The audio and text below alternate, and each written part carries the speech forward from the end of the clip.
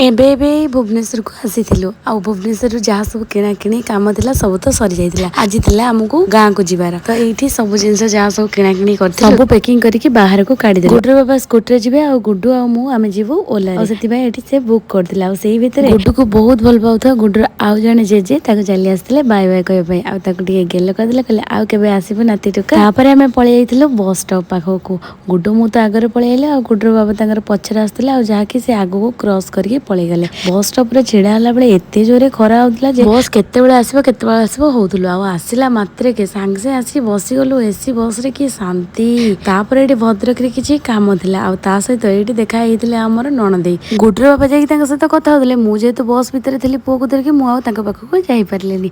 आ तापर गुड्डू बाबा नै आसले गुपचुप आ गुड्डू पई आइसक्रीम जहा कि मु टिके छड़े छड़े करके पट्टे की गुड्डू पाखरो खाउतली। तापर हम बस पहुंचैतिला बस स्टॉप रे जोटी कि हमर ऑटो आगरे आसी रही जाइतिला। ऑटोरे आमे बसी गलु चलिलु घर को। आ घरे आसिकी पहुंचू कोन अधा बाट को बापा पळे आस्तिले। आ तांको देखि साला परे गुड्डूर अवस्था टिके देखि नियंतु।